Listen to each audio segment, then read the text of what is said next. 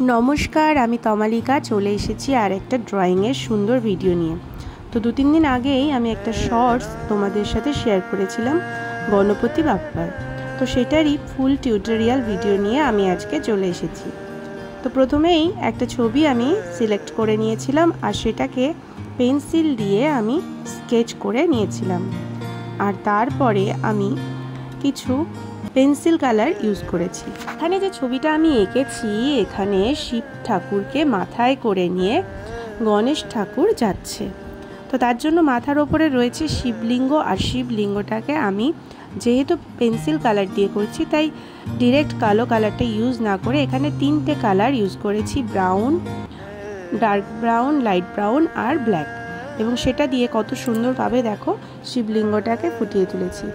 এবার চলে এসেছি স্কিন কালার করতে গণেশ ঠাকুরের।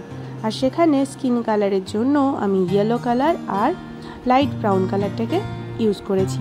আর তার সঙ্গে একটু পিচ কালার মিশিয়েছি যাতে স্কিন টোনটা খুব সুন্দর লাগে। আর দেখো ডিপ লাইট করে পোর্শনগুলোকে ভাগ করে নিয়ে সুন্দরভাবে কমপ্লিট করেছি।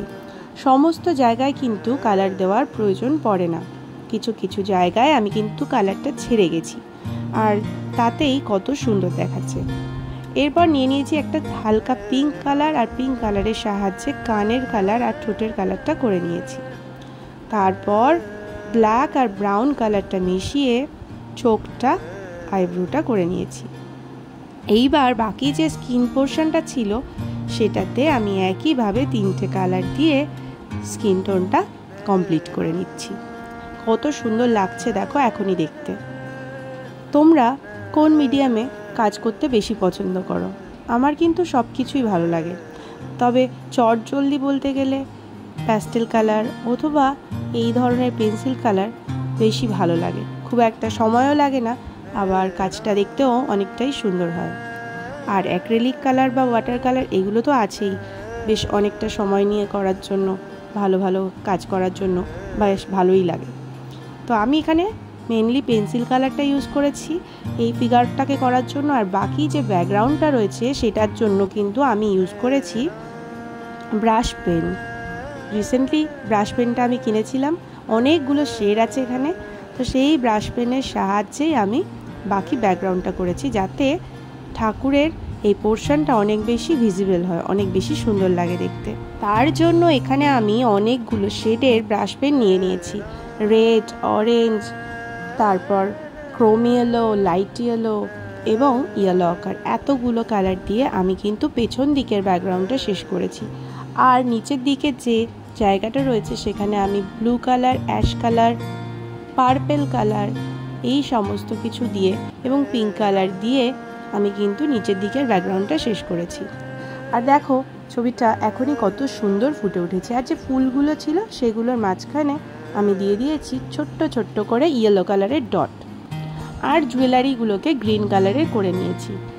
এইবার পুরো ছবিটাকে যাতে দেখতে আরও বেশি সুন্দর লাগে তার জন্য প্রথমে আমি ব্ল্যাক কালারের একটা পেন নিয়ে নিয়েছিলাম, সেটা দিয়েই আমি এটাকে একটা বর্ডার দিচ্ছিলাম। কিন্তু দেখলাম পেনের দাগটা ঠিকঠাক পড়ছে না, তাই তারপরে আমি নিয়ে নিয়েছিলাম একটা স্কেচ পেন ব্ল্যাক কালারের। আর এই স্কেচ পেনের সাহায্যে পুরো ছবিটাকে আমি খুব সুন্দর করে একটা বর্ডার দিয়ে দিলাম। আর এখন দেখো ছবিটা কত সুন্দর ভিজিবল হয়েছে আর কতটা ভালো লাগছে দেখতে। আমার তো দারুণ লেগেছে। তোমাদের কেমন লাগলো সেটা কিন্তু আমাকে জানিও। তার আগে পুরো ভিডিওটা তোমরা স্কিপ না করে দেখো। একদমই লাস্ট পর্যায়ে আমরা চলে এসেছি। এই ধরনের কাজ করতে খুব একটা বেশি সময় লাগে না, আবার ছবিটা দেখতেও অনেক সুন্দর লাগে। তো তোমরা যারা চাইছো এই ধরনের কাজ করবে অবশ্যই আমাকে দেখে কাজ করতে পারো। আর যদি আমার কাজ তোমাদের একটু ভালো লাগে বা তোমাদেরকে একটু ইন্সপায়ার্ড করে তাহলে সেটাও আমাকে কমেন্ট করে জানিও।